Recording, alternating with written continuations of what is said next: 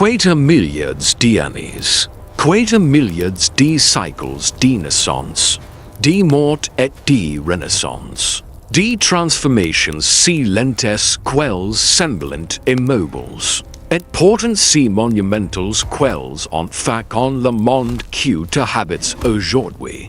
Depuis les premières bactéries qui se multiplient dans les mers primordiales, jusqu'aux méduses pulsant gracieusement dans des oceans anciens. Depuis les dinosaures rugissant sur des continents décimés disparus, jusqu'aux séquoias gens étirant leur course vers les ciels pendant 3 millénaires.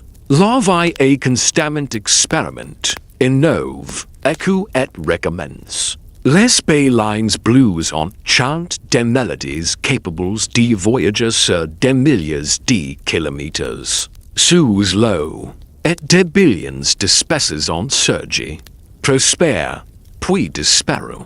Laissant derrière elles un registre fossilis de ce qui fut et de ce qui aurait pu être. Y traverse ces milliards d'années. Y traverse chaque mer, chaque continent, chaque variation chimique et physique imaginable. Any seule intelligence capable de civilisation et image. Any seule voice. Tois cerveau de 1000 quater cents grammes niche dans ton crâne. Reply in structures infiniment complexes qui produisent pensée. Mémoire, émerveillement et conscience de soi. N'est pas seulement le produit de l'évolution. Il est le miracle improbable, le résultat d'accidents cosmiques et de coïncidences si improbables, quels défiant la compréhension humaine. Les mathématiciens qui calculent ces probabilités parlent d'événements qui, logiquement, ne devraient jamais se produire, et pourtant, ils se sont produits. Cela ne se reproduira probablement jamais. La finité de ce miracle s'est refermée. Imagine un instant ce que cela signifie. Au cours des 500 derniers millions d'années, 1 million d'espèces ont développé des cerveaux complexes, les pieuvres, avec nous cerveaux semi-indépendants repartis dans haute brosse. Capables de résoudre des labyrinthes et d'utiliser des outils avec une ingéniosité remarquable. Les corbeaux, mémorisant des visages humains, pendant des années et résolvant des énigmes que des enfants humains, peinant y comprendre. Les éléphants, tissant des lignes si profondes quels pleurent leurs morts et revisitant les ossements de leurs enquêteurs plusieurs décennies plus tard. Les dauphins, dotés d'un ratio cerveau-corps comparable au nôtre, capables d'enseigner y leurs petits des techniques de chasse sophistiquées et régionales. Développements que l'on pourrait qualifier de culture tous ces animaux sont brillants. Tous peuvent apprendre, enseigner, communiquer et ressentir. Mais une seule espèce écrit des symphonies capables de faire pleurer des inconnus. Une seule envoie des robots sur d'autres planètes. Une seule contemple ses origines et construit des télescopes pour observer les confins du temps. Pourquoi? Puisque qui distingue le cerveau humain de tous les autres systèmes nerveux complexes. Produits par la nature, et pourquoi, après quater milliards d'années d'expérimentations évolutives presque infinies, l'intelligence technologique n'est-elle apparue qu'une seule fois? La réponse n'est pas celle que l'on croit. Les humains ne sont pas simplement plus intelligents que les autres animaux. Les pieuvres naviguent dans des labyrinthes plus efficacement que certains humains.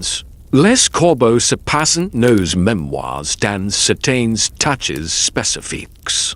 Les dauphins communiquent avec une complexité syntaxique Que les linguistes modernes tentent encore de déchiffrer l'intelligence au sens large state répandu, ce qui est state extraordinairement rare. C'est la combinaison spécifique des traits qui permettent l'émergence d'une civilisation. Cette combinaison exige un timing parfait, d'événements improbables qui s'alignent avec une précision presque cosmique. Pour donner une idée de l'échelle, environ 5 milliards d'espèces ont existé sur Terre. Selon le Dr. Camilo Mora, de l'Université Hawaii, publiant dans PLOS Biologie, 5 milliards de formes de vie distinctes, chacune issue de millions d'années de refinements évolutifs, chacune parfaitement adaptée à son environnement, chacune façonnée par la sélection naturelle, et pourtant, de cette multitude inimaginable, on seul et traverse le sol de l'intelligence animale vers la civilisation.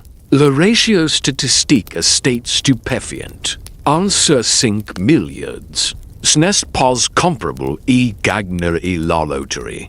C'est comparable à être frappé par la foudre tout en gagnant à la loterie et en étant percuté par un météorite. Simultanément, mais l'improbabilité ne serait pas élevée. La vie a mis environ 500 millions d'années. Et imagine pas la formation de la Terre. Les organismes multicellulaires ont pris 3 milliards d'années supplémentaires pour évoluer. Les animaux complexes dotés de systèmes nerveux sont apparus il y a environ 540 millions d'années, les de l'explosion cambrienne. À partir de ce moment, les cerveaux ont évolué continuellement dans d'innombrables lignées.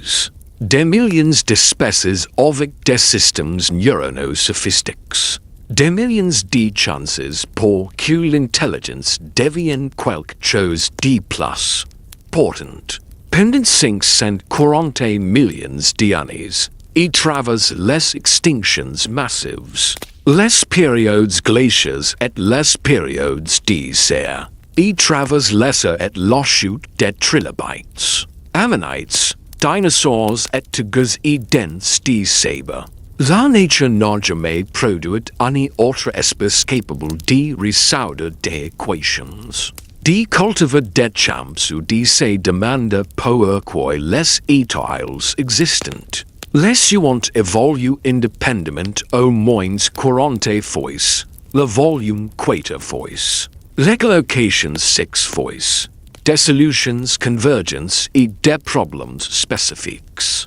Mais l'intelligence technologique, une seule fois, en 4 milliards d'années, une seule occurrence. Ceci serait quelque chose de profond.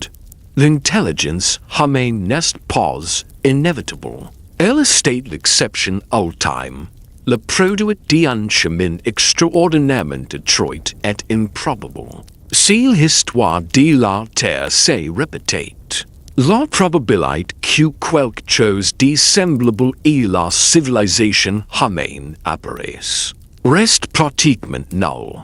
Tu pourrais observer des mondes entiers de creatures fascinantes, belles et intelligentes, mais aucune ne se poserait la question fondamentale. Pourquoi suis-je ici?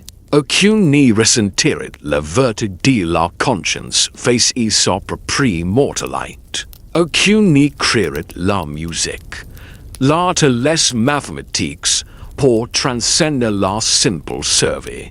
Et c'est ici que commence l'histoire qui nous fascine et nous terrifie à la fois. Ne te méprends pas. Ton existence est un miracle statistique. Mais pourquoi cela ne peut-il plus se reproduire? Pourquoi cette porte est-elle refermée derrière nous? La réponse remonte à nous 100 000 ans. Quand nos enquêteurs ont failli disparaître, Quand les populations se sont effondrées sous le poids du climat, de la famine et des épidémies. Quand tout ce qui fait de toi un humain aujourd'hui s'est forgé dans le creuset de l'extinction imminente. L'histoire ne commence pas par le triomphe, mais par un échec si total qu'il aurait pu mettre fin à toute possibilité de civilisation. 1280 individus ont refusé de laisser le fil de la conscience humaine se rompre. Et grâce to cela, et à cause ses morts, le produit d'un accident cosmique absolument unique. Un miracle statistique dont l'ampleur dépasse l'entendement. Pendant la majeure partie de l'histoire humaine, personne n'avait conscience de l'ampleur du précipice sur lequel nous étions suspendus. Les preuves existant importantes, dispersées dans les genes, si l'on savait au regarder. La diversité génétique humaine est étrangement faible comparée à d'autres espèces. Les chimpanzés, qui vivent en petites populations isolées à travers l'Afrique équatoriale, possèdent beaucoup plus de variations génétiques que l'ensemble des milliards d'humains actuels. Logiquement, une espèce comptant des milliards d'individus devrait présenter une diversité incroyable. Nous devrions représenter des milliards de lignées distinctes. Chaque génération accumulant des mutations qui orientent de créer des différences notables entre les populations, mais ce n'est pas le cas. Génétiquement, nous sommes remarquablement uniformes. Deux humains choisis au hasard, l'un en Afrique et l'autre en Amérique du Nord, sont plus similaires que deux chimpanzés vivant à quelques dizaines de kilomètres l'un de l'autre, dans une vallée tanzanienne. Cette uniformité est un murmure de l'histoire. Elle révèle des goulets d'étranglement. D'effondrements de population où la majorité des lignées ont disparu. Laissant une poignée de survivants repeupler l'espèce. Pendant des décennies, les généticiens pouvaient percevoir le signal dans l'ADN, mais manquaient d'outils pour en comprendre la gravité et le timing exact. Nous savions que quelque chose de catastrophique avait eu lieu. Nous ne savions simplement pas quoi, ni quand, ni à quel point c'était grave. Puis, en août 2023, le Dr. Wang Zhu et l'Académie chinoise des sciences, accompagnés de ses collègues Yixuan Pan et Haiping Li, publièrent un article dans Science révélant l'ampleur de l'erreur, grâce à une méthode computationnelle révolutionnaire appelée FITCO. Analysant l'ADN de plus de 3000 individus issus de 58 populations mondiales. Ils ont reconstruit les tales de population humaine à travers le temps. Et elle, environ 930 000 ans en arrière. Le signal explosa. Pas un déclin progressif, mais un effondrement abrupt, brutal. Comparable à un film au 99% des acteurs disparaissent. En un instant de l'écran. Les chiffres étaient si extrêmes que le Dr. Wang pensa d'abord à une erreur. Il passa d'un aise à vérifier, recalculer, tester des modèles alternatifs. Chaque méthode confirmait le même résultat. La population ancestrale humaine s'était effondrée d'environ 50 000 individus. Et seulement 1280 individus reproducteurs. Pas la population totale, mais capables de se reproduire. En tenant compte des enfants, des personnes âgées et des incapables de procréer. On peut imaginer 2000 aims au total. L'avenir entier del humanite reposate sur moins de 1300 individus. Epin plus qu'un lycée moderne dot et snate pos on a fondament temporaire. Cette population resta isis chiffres critiques, pendant cent dix sept mille ans. Relis chiffre, cent dix sept mille ans, plus long que l'existence del Homo sapiens moderne en tant qu'espèce distinct. Pendant plus de 4 000 generations.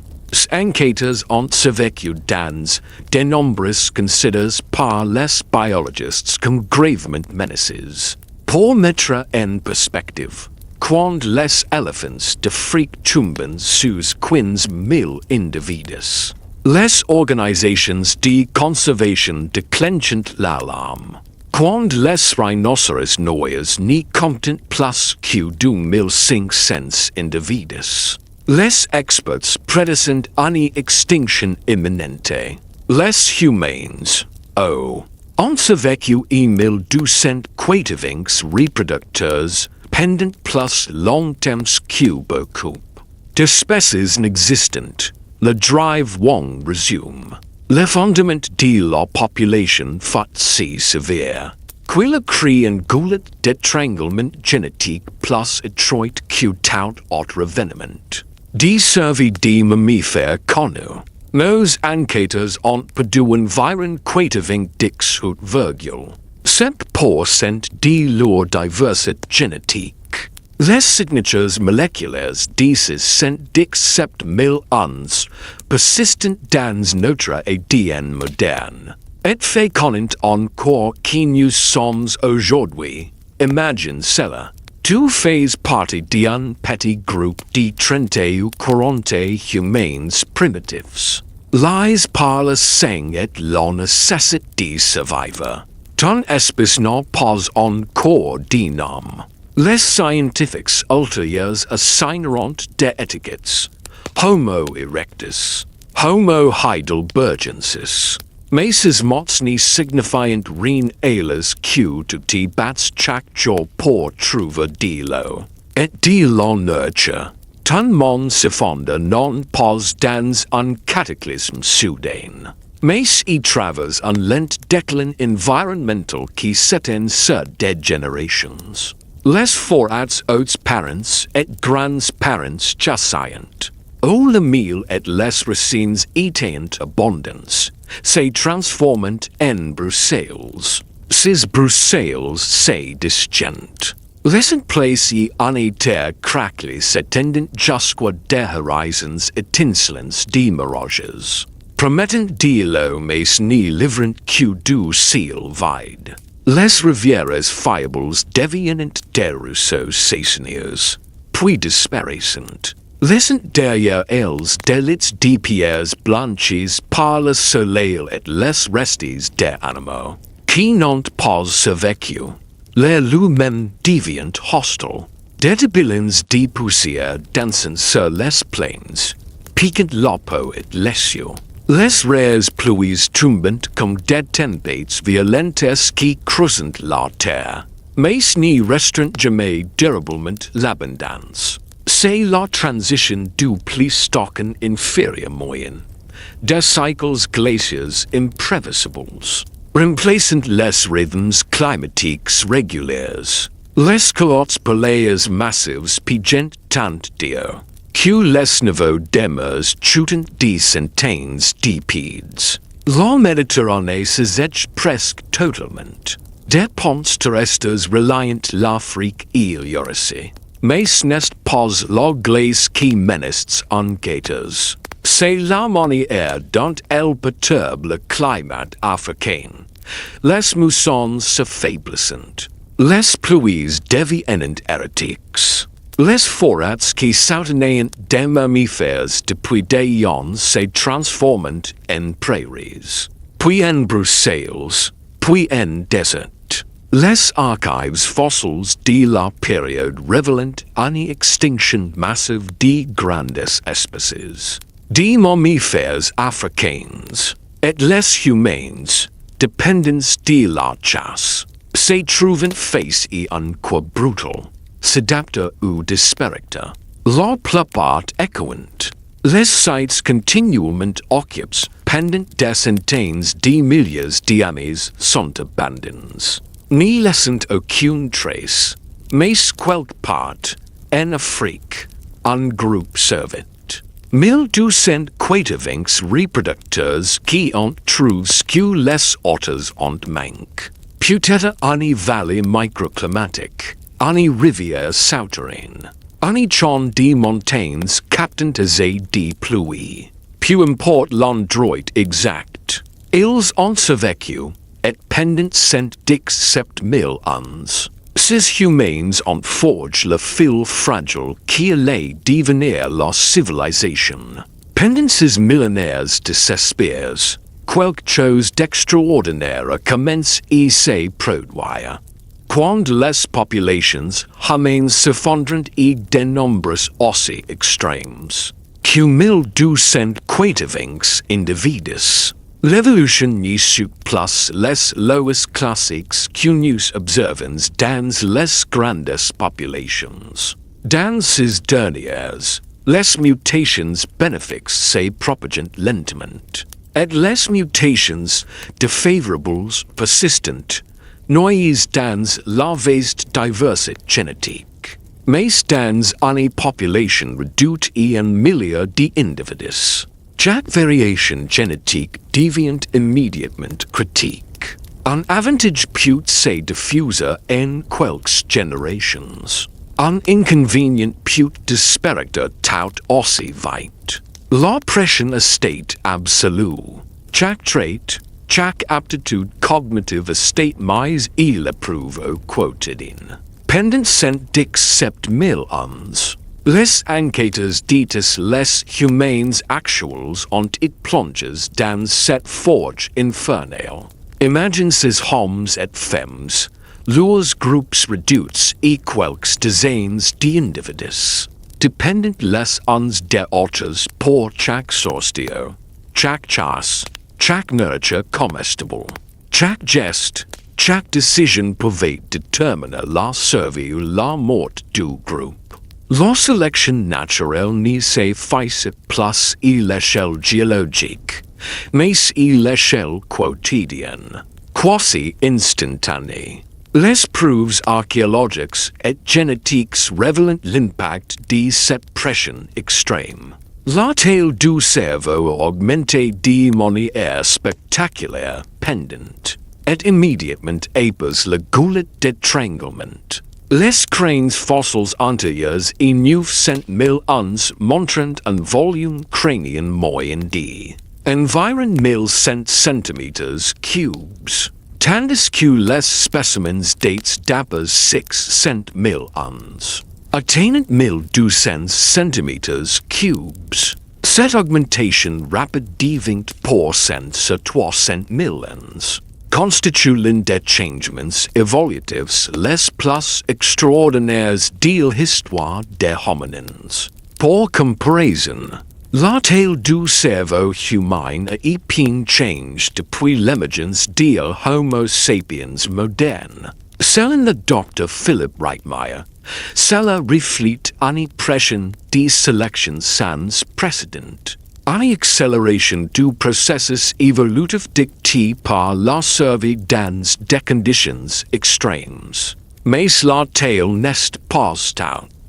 Les Néandertaliens avaient des cerveaux plus volumineux encore, et les éléphants et cachalots possédaient des cerveaux massifs. Ce qui distingue les humains, c'est l'organisation interne du cerveau, sa plasticité. Sa capacité à traiter l'information et, surtout, sa capacité à interagir avec d'autres cerveaux à travers le langage et la culture. Vers 600 000 ans, un tournant décisif s'est produit, une mutation dans le gène FOX2, le gène du langage, modifie le contrôle moteur des muscles faciaux et du larynx, essentiels pour la parole articulée. Selon le drive spontané, Cette mutation permet un apprentissage vocal complexe.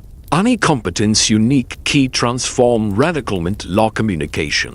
Cette version du gene déviant universel dans la population réduite grâce à la sélection intense. Tout avantage, même minimum, devient rapidement dominant. Imagine l'impact de cette mutation sur la survie. Une source de estate découverte apas déjà dimanche. Sans language, la mémoire spatiale individuelle limite la capacité de partager cette information. Avec le language articule, la localisation exacte, les dangers environnants, les points de repère deviennent transmissibles. Cette connaissance devient portable, cumulative et transmissible à travers les générations. Un avantage évolutif tangible dot la preuve archéologique confirme cette transformation. Avant 900 000 ans, chaque groupe crée ses autres NPR démonies et isolés, avec des styles et techniques distincts. Après 800 000 ans, on observe une standardisation. Des autres similaires apparaissent sur des milliers de kilomètres. Signe d'une transmission culturelle systématique et efficace. La culture devient cumulative. Chaque innovation s'ajoute à la précédente. Cette transmission dépasse la simple observation. Les humains enseignent activement. Ils décomposent les compétences, corrigent les erreurs, créent des environnements sécurisés pour l'apprentissage. Les chimpanzés apprennent par mimétisme, mais la transmission est fragile et locale. Chez les humains, le savoir se consolide, se transmet, s'améliore, pendant le goulet. La perte d'un savoir vital pouvait signifier la mort. Si trois individus connaissant les points d'eau essentiels moururent, tout le groupe risquait l'extinction. Cette pression et sélection des aptitudes exceptionnelles pour l'enseignement et l'apprentissage. Pendant 4000 générations, ces capacités sont perfectionnées bien au-delà de ce que toute autre espèce développée, au-delà du langage et de la cognition. La survie imposait une adaptation sensorielle et émotionnelle extrême. Les paysages africains du Pléistocène moyen n'étaient pas seulement rides. Ils étaient imprévisibles, violents et hostiles. Les forêts se transformaient en savanes, les savanes en broussailles, les broussailles en déserts. Les rivières saisonnières s'oscillaient. Les intelligences des pierres brillaient par le soleil et des carcasses d'animaux desséchés. Le ciel prenait des teintes cuivrées, et des tabillons de poussière piquant la peau. La température variait brutalement entre le jour et la nuit. La faim et la soif étaient des compagnons constants, et chaque instant était un test de résistance. Dans ces conditions, les relations sociales deviennent critiques. La coopération n'était pas une option, mais une nécessité. Chaque individu avait un rôle précis, chasseur, collecteur, gardien des connaissances, soigneur, éclaireur. Les conflits pouvaient être fatals, et la solidarité vitale. La communication claire, la mémoire collective et la coordination sont devenus des traits cruciaux.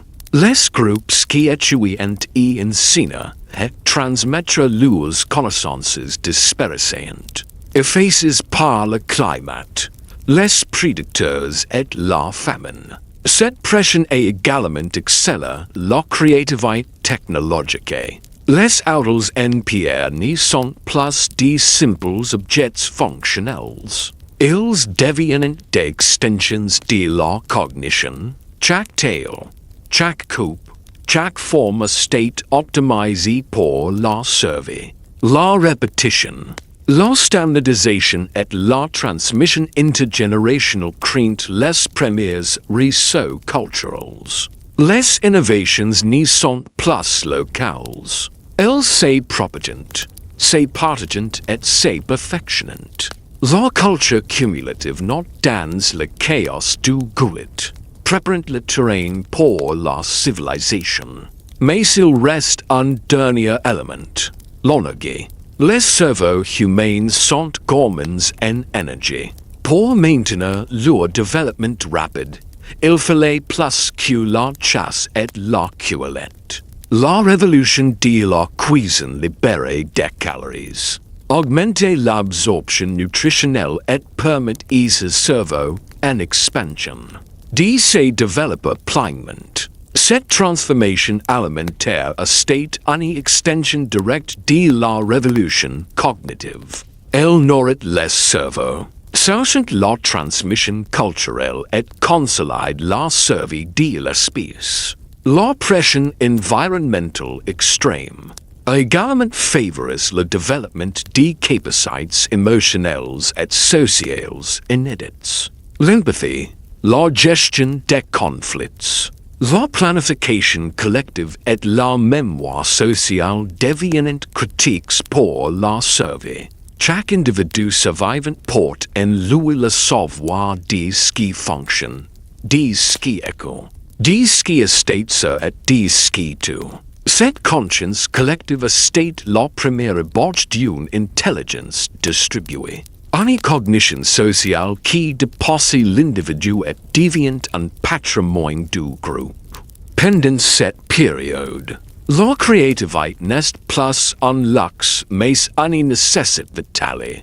Imaginez un abri, un piège, un hôtel, où anticiper le comportement des prédateurs et des proies devient crucial. Cho capables de penser de manière flexible, de anticiper les conséquences et de coordonner les actions avec d'autres survivants. Ont un avantage immédiat.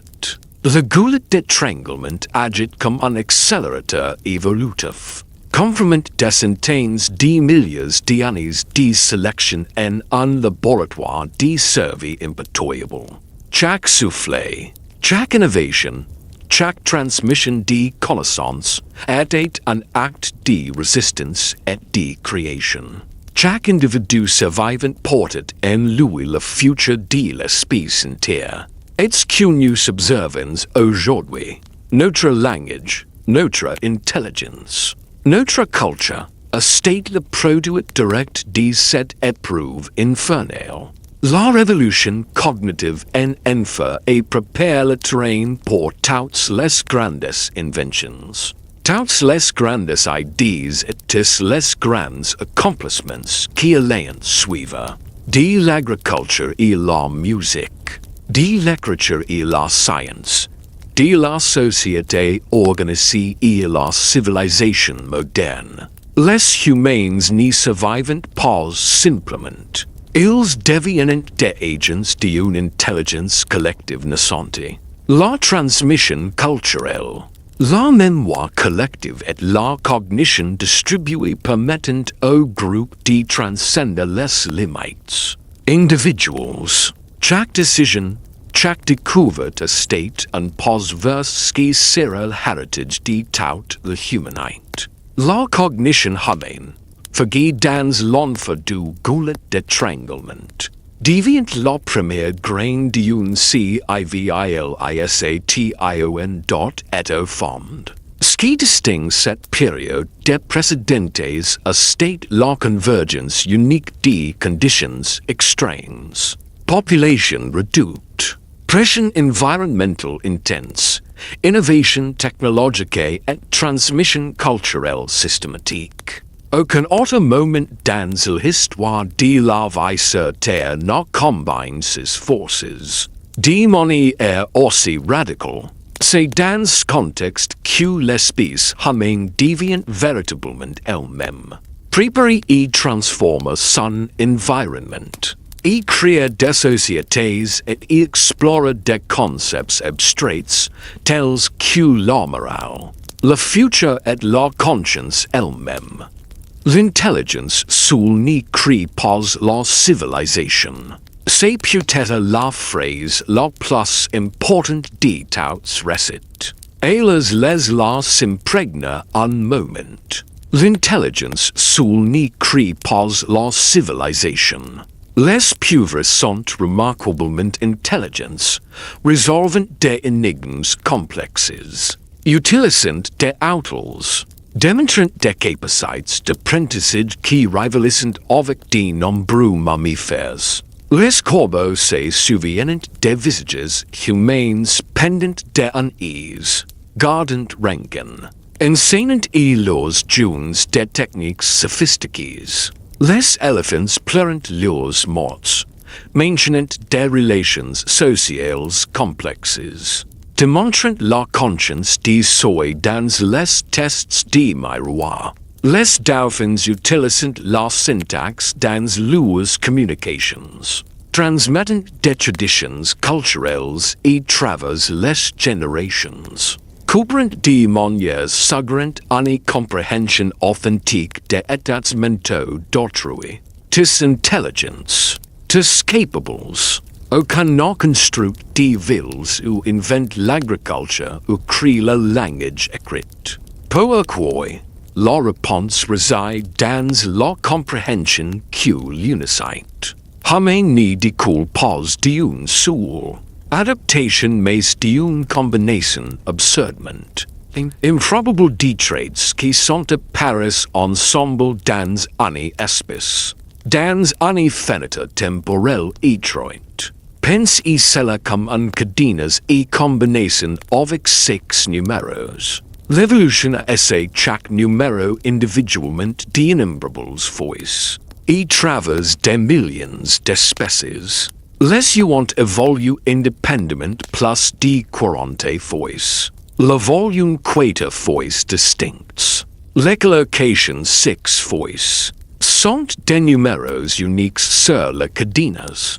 Mais ouvrir la porte de la civilisation nécessite les 6 numéros dans la séquence correcte. Et cela s'est produit une fois. Examinons chaque numéro individuellement, puis contemplons la probabilité qu'ils apparaissent ensemble. Le numéro en state la solution du budget énergétique. Les gros cerveaux coûtent cher. Ton cerveau consomme 20% de ton apport calorique. Morgani représentant que 2% de ta masse corporelle. C'est un fardeau métabolique extraordinaire. La plupart des animaux n'y peuvent pas se le permettre. Ils ont besoin de leurs calories pour la croissance, la reproduction, le maintien de la température corporelle, la fuite des prédateurs. Mais les humains ont résolu ce problème grâce à une combinaison d'adaptations apparues. En succession rapide, nous avons développé des glandes sudoripères écrines. 5 millions d'entre elles couvrant nos corps, permettant un refroidissement par évaporation bien supérieur à tout autre mammifère. Nous avons perdu la plupart des poils corporels pour maximiser cette efficacité de refroidissement. Cela a permis la chasse de persistance. Corre épais les animaux proies jusqu'au épuisement pendant des jours sous la chaleur de midi, pendant qu'ils se chauffaient et que nous restions frais. Le docteur Daniel Lieberman de l'Université Harvard, qui a publié son analyse dans Sports Medicine en 2007, appelle cela l'hypothèse de la course d'endurance. Il écrit: les humains sont uniques parmi les primates. Dans notre capacité à courir de longues distances, ce n'était pas récréatif. C'était une stratégie de chasse qui fournissait des protéines de haute qualité. Quant daughters predators se represent pendant les parties les plus chaudes de la journée. Mais le système de refroidissement qui est permis la course d'endurance également résolu un problème différent. Il est permis au cerveau de continuer et grandir sans surchauffer. Le tissu cérébral génère une chaleur énorme. Sans refroidissement efficace, les cerveaux plus grands se quérient littéralement aux mêmes. Les mêmes adaptations qui ont fait des news de grands coureurs ont rendu les cerveaux plus grands physiologiquement possibles. Le numéro 2 state la capacité de lancer. Cela semble trivial jusqu'à ce que tu comprennes à quel point le lance précis. Un state mécaniquement difficile et évolutivement unique. Les chimpanzés n'y peuvent pas lancer avec précision. Leurs articulations d'épaules, conquest pour grimper et se balancer et traverser les arbres, n'y permettent pas la rotation et l'effet de levier nécessaires pour la livraison de projectiles et haute vélocité. Mais les épaules humaines contiennent une configuration unique de ligaments et de surfaces articulaires qui permettent un mouvement semblable à un feinte. Nous permettent de lancer des objets et des vitesses dépassant 145 km par heure avec une précision remarquable. Le docteur Neil Roach et l'Université George Washington, qui a publié une analyse biomécanique dans Nature en 2013, démontre que cette configuration d'épaule a évolué il y a environ 2 millions d'années, coïncident avec l'émergence d'Homo erectus. L'avantage, chasse et distance. Au lieu de s'approcher d'animaux proies dangereux et de risques de blessures de cornes ou de sabots, les humains prévoyant tuer pneumatiques en utilisant des pierres ou des lances. Cela est fondamentalement change les tox de sucks de chasse et réduit le risque de blessure. Aucun autre prédateur ni chasse de cette fécond. Nous sommes la seule espèce qui transforme les projectiles en armes, uniquement par la force musculaire. Le numéro 3 state l'enfance prolongée. Les nourrissons humains naissent radicalement prématures comparés aux autres primates. Un niveau en chimpanzé peut s'accrocher la fourrure de s'emmire immédiatement. Un nourrisson humain n'y peut même pas tenir sa propriété pendant des mois. Cela semble être un terrible désavantage, un défaut de conception. Mais c'est en fait une adaptation cruciale motivée par une contrainte ionique. Nos gros cerveaux et bassins étroits, le bassin étroit nécessaire pour une marche bipède efficace, ont créé un dilemme de naissance. Des cerveaux plus grands signifient des têtes plus grandes. Des bassins étroits signifient des canaux de naissance plus petits. Quelque chose devait céder. La solution. Les bébés naissent plus tête dans le développement. Avant que leurs têtes n'y deviennent trop grandes pour passer par le canal de naissance. Le docteur Holly, Dunsworth et l'Université de Rhode Island, conteste l'explication traditionnelle du dilemme obstétrical. Dans ses recherches publiées dans les Proceedings of the National Academy of Sciences, en 2012, arguant plutôt que le timing de la naissance se rapporte aux limites métaboliques maternelles. Mais quel que soit la cause ultime, le résultat est le même. Les bébés humains sont impuissants pendant des années. Cela force une coopération sans précédent. Les mères n'y prévoyant pas chasser et que le tout important des nourrissons. qui n'y prévoyant pas circrocher et nécessitant des soins constants. D'autres membres du groupe deviennent aidés à provisionner et protéger les mères et les enfants. Le docteur Sarah Huddy à l'Université de Californie Davis. Dans son livre Mothers and Others publié en 2009, appelle cela l'élevage coopératif et sachant qu'il était révolutionnaire pour l'évolution humaine. Elle écrit aucun autre singe n'y pratique l'alamatanage. Les non-parents investissent dans la progéniture, mais les humains l'exigent. La narration humaine impuissante a créé une pression de sélection pour la coopération, qui s'étendait bien au-delà des lignes parent-enfant. Il a créé des groupes véritablement coopératifs, où les individus investissant dans des enfants schools n'avaient pas produits. La période prolongée d'impuissance a également créé un avantage inattendu. Les cerveaux humains restent plastiques, continuant à se développer en dehors de l'utérus pendant d'un tout en étant féconds.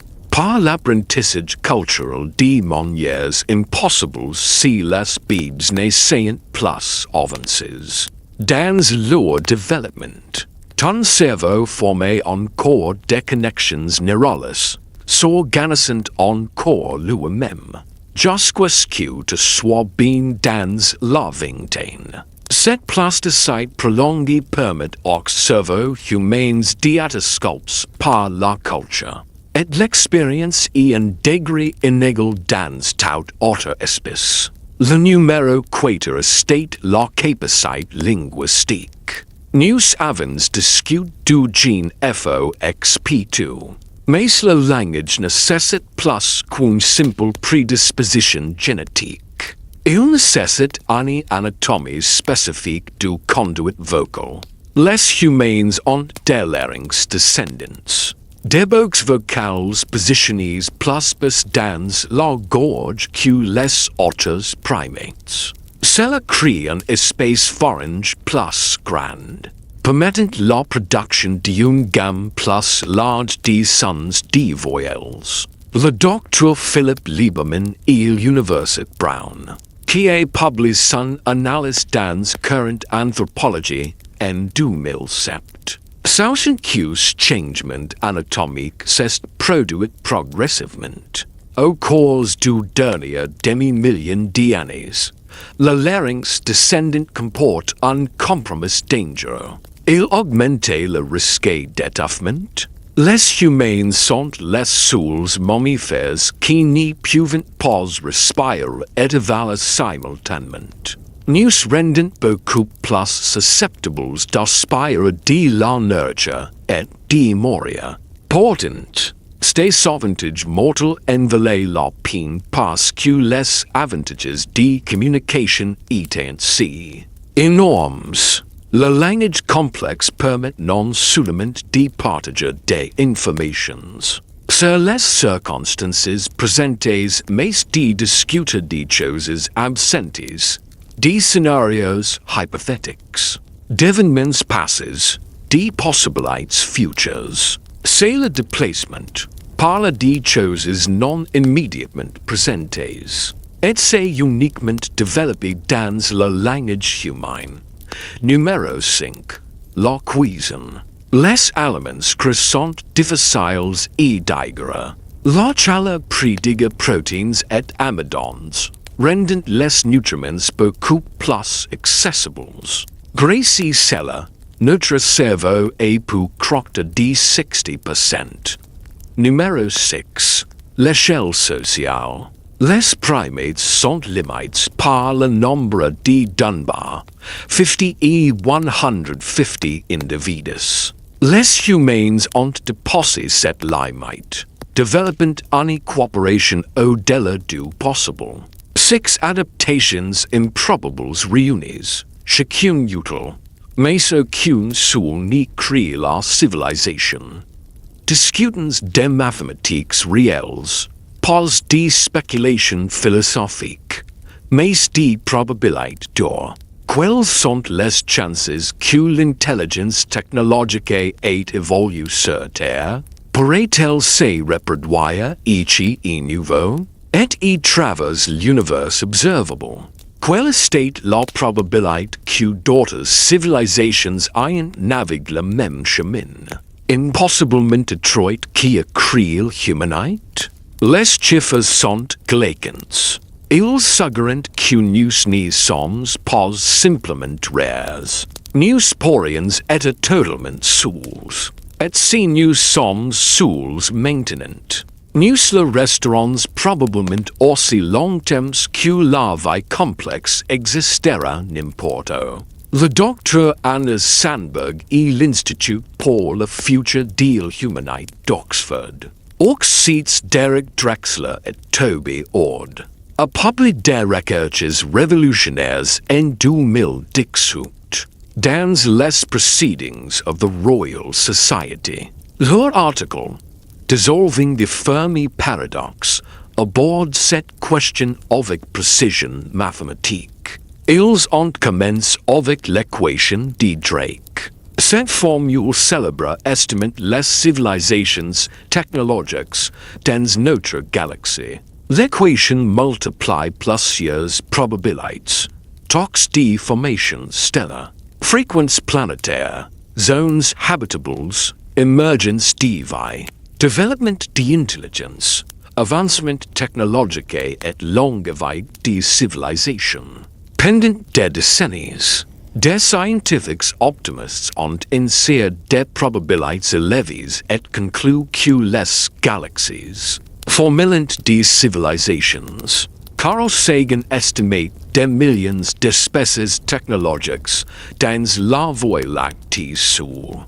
L'équipe de Sandberg a fait quelque chose de révolutionnaire, plutôt que d'utiliser les meilleures estimations. Ils ont quantifié l'incertitude entourant chaque estimation, quantitations correctement compte de notre incertitude concernant ces probabilités. Tout change. Consider la probabilité d'émergence de vie sur les planètes habitables. Nous avons un point de données, la Terre. La vie est apparue dans le premier milliard d'années. Rapidement, certains interprètent cela comme preuve que la vie émerge facilement. Mais cela pourrait également représenter un biais de survie. Peut-être que la vie est extraordinairement improbable. Et nous n'observons qu'une émergence rapide parce que nous existons pour faire l'observation. Si la vie nécessite typiquement 10 milliards d'années pour émerger au hasard, et que la Terre n'a que 4 milliards et demi d'années, nous n'y nous attendrions pas aux cas moyens. Nous observerions seulement les valeurs aberrantes précoces. Les seuls cas où la vie intelligente évolue éventuellement pour poser la question. Quand l'équipe de Sandberg calcule toutes les variables en tenant compte de l'incertitude, ils sont parvenus à une conclusion surprenante. L'estimation médiane pour les civilisations de la Voie lactée n'est pas des millions ou des milliards. C'est 0,000000002. Effectivement zéro. Il existe une probabilité substantielle que nous soyons la seule civilisation technologique dans tout l'univers observable. Pas seulement notre galaxie, l'univers observable. Toutes les 2 billions de galaxies, chacun contenant des centaines de milliards d'étoiles. Leur conclusion déclare que lorsque nous tenons compte de l'incertitude réaliste, nous trouvons une probabilité substantielle que nous soyons seuls dans notre galaxie, et peut-être même dans l'univers observable. Ce résultat dissout le paradoxe de Fermi. Il n'y a pas de contradiction. Si la Terre elle-même est défectueuse, applique Cette réflexion spécifiquement et la terre. L'intelligence technologique pourrait-elle réévoluer ici les humains? Disparaissent demain? Les contraintes sont sévères. Le soleil violet et s'éclaircit. Dans 500 millions et un milliard d'années, l'augmentation de la luminosité solaire déclenchera des effets de serre incontrôlables. Les océans s'évaporeront. La surface deviendra un désert brûlant ne supportant que des bactéries extremophiles. Dans la roche profonde, 500 millions d'années sont vastes, mais histoire évolutive fournit le contexte. La vie progresse des simples bactéries aux humains en environ 3 milliards et demi d'années. Le voyage des bactéries aux organismes multicellulaires. Seuls et consomme presque 3 milliards d'années. Les animaux complexes avec systèmes nerveux sont apparus seulement. Il y a 540 millions d'années pendant l'explosion cambrienne. L'intelligence de niveau humain est émergée dans les derniers millions d'années. Moins de 0,1% de l'histoire totale de la vie. Si tu efficace la vie complexe aujourd'hui est recommandée avec des bactéries. La probabilité statistique d'atteindre l'intelligence de niveau humain est nouveau. Avant que la Terre ne devienne inhabitable, un state essentiellement null. Il n'y a simplement pas assez de temps pour réagir aux 3 milliards et demi d'années d'évolution. Dans les 500 millions restants, les humains occupent chaque niche où l'intelligence pourrait plausiblement réévoluer. Forêts, savannes, sites, montagnes, deserts, tundra, zones humides. Même si nous disparitions demain, notre infrastructure persistera pendant des millénaires. Le docteur Jan Zalasevic et l'Université de Leicester analysent l'impact géologique humain dans science en 2006. Estiment que les signatures environnementales humaines resteront détectables pendant des millions d'années dans les straits rocheuses. Tout espèce évoluant vers l'intelligence se développerait. Dans des écosystèmes post-humains radicalement différents de l'environnement. De la vallée du rift africain où les humains ont émergé. Ils rencontreront nos ruines. Des espèces introduites, la pollution, l'atmosphère modifiée. Les pressions évolutives seront entièrement différentes. Les conditions ultérieures favoriseraient-elles le développement de l'intelligence inconnue, mais elles n'y répliqueraient certainement pas la séquence spécifique produisant les humains. La faute frappe rarement la même endroit du fois. Malgré des milliards de frappes annuelles dans le monde. Les environnements terrestres n'y reviendront pas aux conditions pré-humaines. Pendant des millions d'années, voire jamais, lorsqu'un ou le drain de l'humanité se déroule n'existe plus. Tu n'y peux pas jouer la même pièce sur un scan. Fondamentalement différente et attendre des résultats identiques. L'oxygène atmosphérique actuel se situe avant et 1% pendant. La période carbonifère il y a 350 millions d'années. L'oxygène atteint 35%, permettant des insectes et des amphibiens grâce à une concentration plus élevée, supportant des tails corporelles plus grandes. L'atmosphère terrestre a atteint les niveaux actuels et traverse des séquences historiques spécifiques. Cyanobactéries produisant de l'oxygène par photosynthèse pendant des milliards d'années. Colonisation terrestre par les plantes. Longs periods d'équilibration équilibrant la production d'oxygène. Avec la consommation par oxydation minérale. Si les niveaux d'oxygène châtaient significativement. Peut-être y travers le fondement du phytoplancton marin. Reconstruire aux niveaux actuels nécessiterait des centaines de millions d'années minimum. Les conditions atmosphériques permettent de gros cerveaux gourmands en énergie. En plus des milliards d'années y s'établir. Cela ne se reconstruit pas rapidement. Et la Terre manque de milliards d'années habitables restantes. Les archives fossiles fournissent des études de cas sobres d'intelligence qui s'est approchée. Mais en a jamais franchi le sol. Homo erectus a persiste près de 2 millions d'années. 509 fois plus longtemps que les humains modernes. Ils avaient la foi, les autres en pierre, la coopération sociale. Leur cerveau approchait 1000 centimètres cubes. Ils se sont répandus y travers l'Afrique et en Asie, démontrant une adaptabilité remarquable.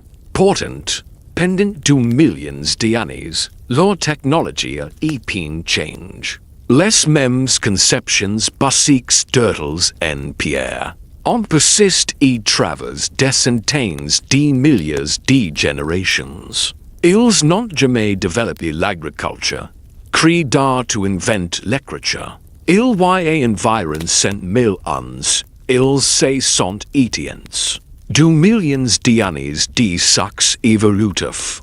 Puis rien. Quests qui leur manquent que les humains possédaient? Probablement une ou deux adaptations critiques. Peut-être une capacité linguistique limitée. Peut-être que la mise et l'échelle sociale aient atteint des plafonds. Peut-être qu'ils n'ont jamais atteint la culture cumulative. Permettant aux innovations de s'accumuler y travers les générations. Nous ne saurons jamais exactement ce qui manque. Mais nous savons que c'était suffisant pour que 2 millions d'années. Ne suffisant pas y franchir le sol de civilisation. Les Néandertaliens avaient des cerveaux plus grands que les humains modernes. Ils avaient des autos sophistiques. Ils honoraient leurs morts avec un soin rituel apparent, suggérant une pensée symbolique. Ils ont survécu à l'Europe de la glacière pendant 300 000 ans. Ils se sont même croisés avec les humains modernes, prouvant une proximité génétique pour produire une progéniture fertile. Pourtant, les Néandertaliens n'ont jamais inventé l'agriculture, ni créé l'art rupture élaboré des Homo sapiens d'il y a 40 000 ans. Leurs autos, sophistiques, sont restés statiques sur des millénaires. Ils avaient 5 des 6 adaptations du cadenas. 5 sur 6. Pas assez. Ils s'ignorent quand les humains modernes envahirent leurs territoires. La différence entre prospère et disparate tenait y cette ultime adaptation. La probabilité que tout se réaligne estate proche de 0. La Terre a eu sa chance pour produire l'intelligence technologique. Cette chance, c'était Nous. La loterie cosmique n'y donne pas de seconde chance.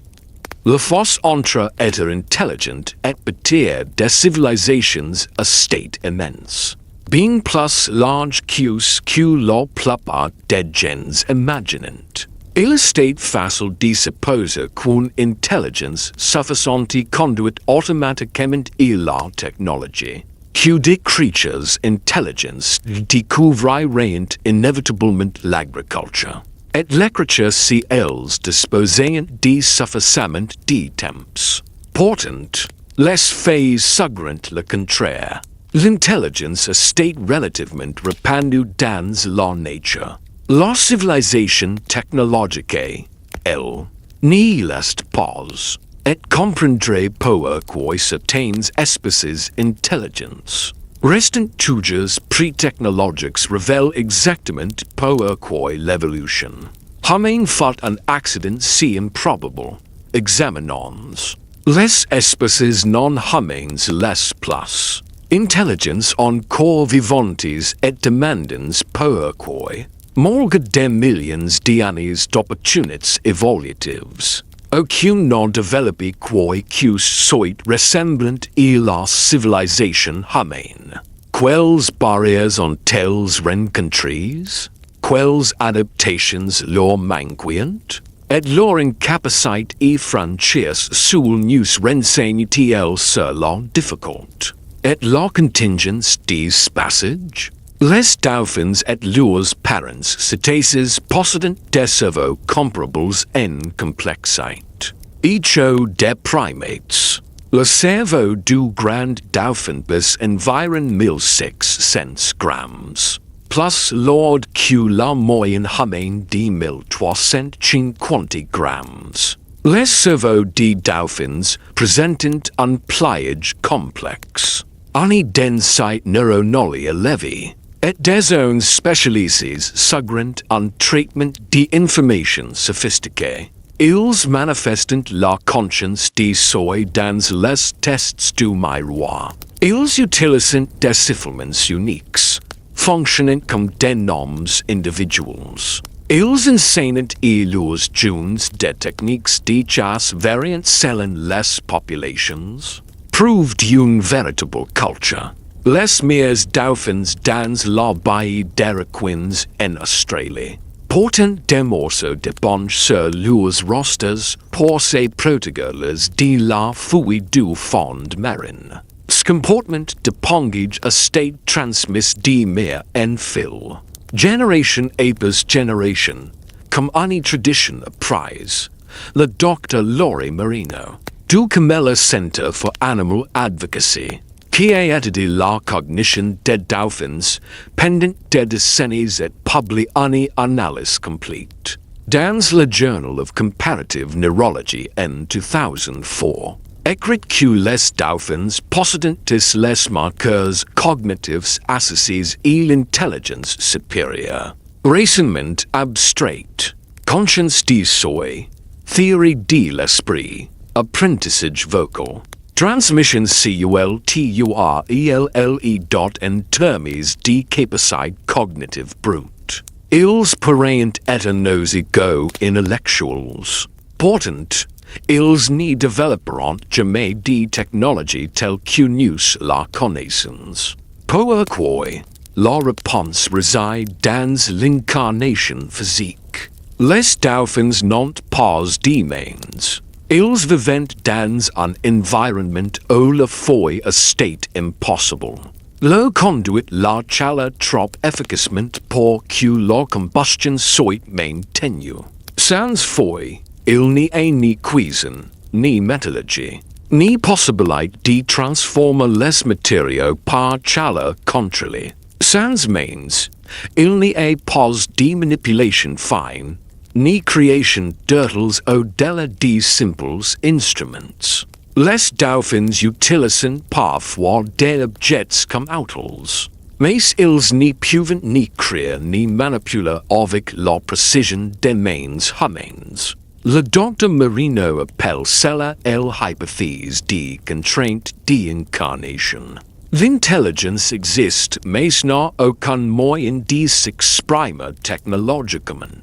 Des esprits brillants coïncident dans des corps incapables de manipuler le monde. De manière à engendrer un développement technologique cumulatif. La Chine crée en plus des barrières. L'abondance des ressources dans les environnements marins empêche les dauphins de subir des pénuries intenses qui ont motivé l'innovation agricole humaine. Ils chassent en coopération, trouvant de la nourriture de manière fiable et connaissant rarement les famines. qui ont force les humains et expérimentent le stockage, la planification et la culture. L'intelligence évolue chez les dauphins pour résoudre leurs propres problèmes. Naviguer dans des environnements sous-marins tridimensionals. Coordonner les chasses. Maintenir des relations sociales complexes. Mais aucun de ces défis ni nécessite ni main et la construction d'une civilisation. Les pieuvres sont également extrêmement intelligents. Possiblement les invertébrés les plus brillants sur Terre. Elles résolvent des énigmes complexes. Démontrant de l'engouement et utilisant des outils. Conseil caché dans des demi-coquilles de noix de coco assemblent des barrières protectrices. Elles peuvent naviguer dans des labyrinthes, apprendre par observation et planifier. Elles reconnaissent les humains individuellement et réagissent différemment. Selon les expériences passées, pourtant, elles n'y développeront jamais de civilisation. En raison de leur courte durée de vie et de leur mode de vie solitaire, la plupart vivent en douans, presque seuls sauf les de brèves rencontres pour se coupler. Les mères moururent après l'éclosion des gouffres, donc il n'y a pas de transmission parentale. Chaque pieuvre doit tout apprendre seul. Il n'y a pas de culture parce qu'aucune structure sociale persistante n'existe. Le Dr. Jennifer Mather, de l'Université de Lethbridge, qui a étudié la cognition des pieuvres et publié dans Animal Cognition en 2008, explique que les pieuvres peuvent être individuellement aussi intelligents que de nombreux vertébrés. Mais que l'intelligence, sans culture, n'y peut accumuler les connaissances. Chaque génération repart de zéro. Les humains n'y sont pas nécessairement plus intelligents individuellement que les pieuvres. Nous sommes collectivement plus intelligents car nous construisons sur les découvertes des générations précédentes. Cette culture cumulative nécessite de longues vies, des soins parentaux prolongés et des groupes socio-stables. Les pieuvres n'ont rien de tout cela. Le cas des pieuvres montre que l'intelligence peut évoluer indépendamment des vertébrés. La dernière enquête commune des humains et des pieuvres, il y a environ 600 millions d'années, n'était probablement pas intelligent. L'intelligence est apparue séparément chez mollusques et vertébrés. Prouvant que l'évolution crée des cerveaux intelligents et plusieurs reprises. Mais répétés phénomènes n'y conduisent pas nécessairement à la civilisation. Les pieuvres ont l'intelligence, sans les conditions supplémentaires requises pour la civilisation. Les corbeaux et autres corvides offrent un autre exemple fascinant. Ils résolvent des énigmes et plusieurs étapes. Cachant de la nourriture et se souviennent de centaines d'emplacements. Planifiant pour l'avenir, comprenant le commerce et la valeur. Échangeant avec les humains et gardant des rankings à long terme. Ils transmettent des informations sur les humains dangereux. Créant une culture partagée. Le Dr. Bernd Heinrich, de l'Université de Vermont, qui a étudié les corbeaux pendant des décennies et synthétisé ses travaux, dans Mind of the Raven en 1999. Note que leur résolution des problèmes rivalise avec celle des primates. Malgré une architecture cérébrale différente, les cerveaux des oiseaux n'ont pas de néocortex stratifié. Pourtant les corbeaux atteignent des résultats similaires. Prouve que l'intelligence peut exister dans divers substrats physiques. Pourquoi les corbeaux n'y construisent pas de civilisation? En partie à cause de leur forme physique. Les ils sont des membres antérieurs modifiés. Seuls leurs pattes restent pour manipuler. Being dexters, elles manquent de la précision et de la force des mains humaines. Mais plus fondamentalement, les groupes sociaux de corbeaux dépassent rarement cent individus. Suivant les relations et les réputations, ils n'ont jamais développé de mécanismes pour étendre la coopération au-delà de leur taille naturelle, comme l'ont fait les humains avec le langage et les institutions abstraites, sans coopération à grande échelle. Il n'y a ni division du travail, ni spécialisation, ni complexité économique pour soutenir la technologie. Les corbeaux excellent dans leur niche. Mais cette niche n'y crée pas de pression pour développer la civilisation. Les éléphants montrent encore un autre aspect de l'intelligence sans civilisation. Avec des cerveaux de 5 kg, les plus grands parmi les animaux terrestres. Ils démontrent conscience de soi, empathie, tour, mémoire à long terme et complexité sociale. Les matriarches conservent des cartes mentales de vastes territoires, et se souviennent des sources de même épées d'unis. Ils reconnaissent les ossements des membres du troupeau de seeds, maintenant des concepts d'identité individuelle. Le Dr. Cynthia Moss, qui a étudié les éléphants d'Afrique pendant plus de 40 ans, et publié dans de nombreux articles et Elephant Memories en 1988. Décrit des sociétés matriarcales où la connaissance estate transmise sur des décennies. Pourtant, les éléphants restent des chasseurs-cueilleurs, sans agriculture ni établissements permanents. Pourquoi? Leur sexe signifie qu'il n'y a aucune pression pour changer. Ces exemples d'espèces vivantes montrent que l'intelligence seule n'y mène pas automatiquement. Et la civilisation. Le chemin vers la civilisation est si étroit que posséder l'intelligence. Et des millions d'années n'est pas suffisant. Il faut la combinaison exacte de traits, de pressions et de circonstances. Et cette combinaison n'y s'est produite qu'une fois, dans une lignée, pendant une fenêtre étroite désormais refermée. Men épées avoir survécu au goulet d'étranglement. Men épées avoir acquis les 6 adaptations cruciales. Les humains sont restés chasseurs-cueilleurs pendant presque 200 000 ans.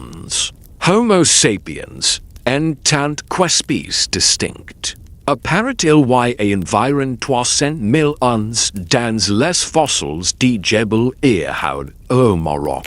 Découverte analysée par le Dr. Jean-Jacques Hublin et publié dans Nature en 2017.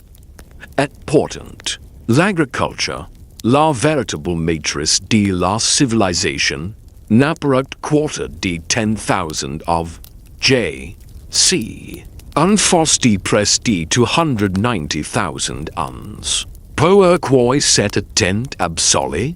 Pourquoi l'agriculture gèle-t-elle elles, presque simultanément, en plusieurs points du globe? La réponse expose un autre accident stupéfiant dans la chaîne d'accidents, qui a abouti à la civilisation humaine moderne. Ce n'est pas parce que les humains seraient soudainement devenus plus intelligents. La faculté cognitive nécessaire existait depuis des centaines de milliers d'années.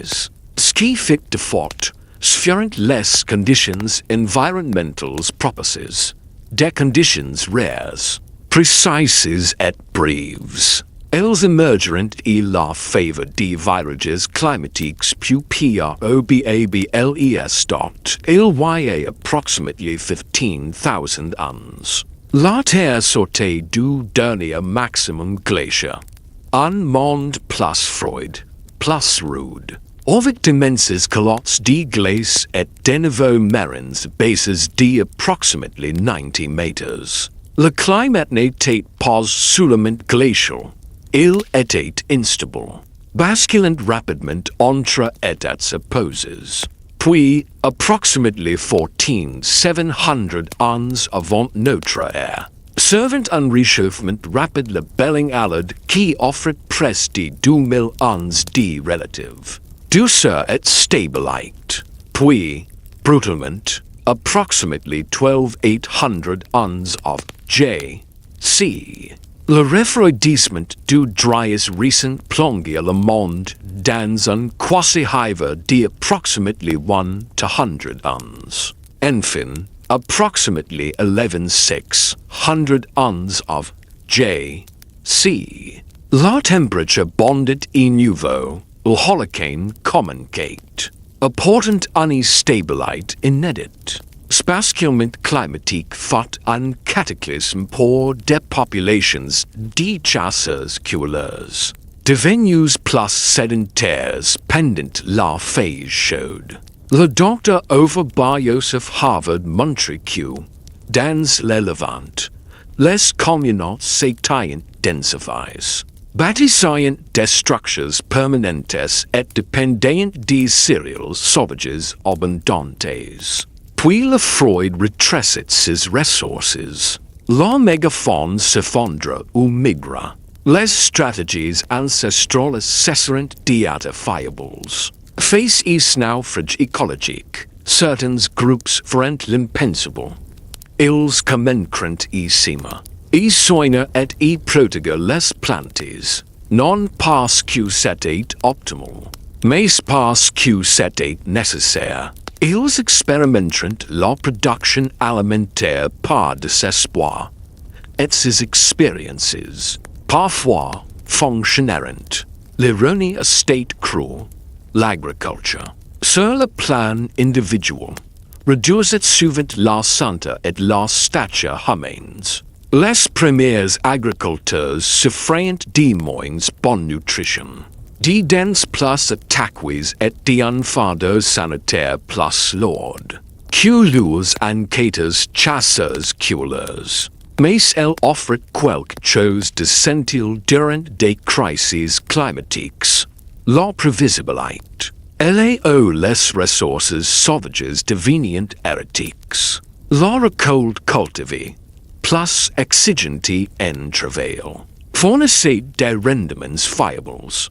Un état décisif quand la survie était en jeu. C'est pourquoi l'origine de l'agriculture s'est concentrée dans des zones marginales, pas dans les territoires riches. Le Dr. Brian Hayden Simon Fraser propose que les groupes poussent vers des terres de moindre qualité. Durant le refroidissement du dryas entre la motivation et l'incitation éteinte la culture. Et dès que le climat se stabilise et l'obdile holocane, ces techniques purent se diffusent. Résultat, l'agriculture gélit indépendamment en au moins 7 foyers, croissant fertile.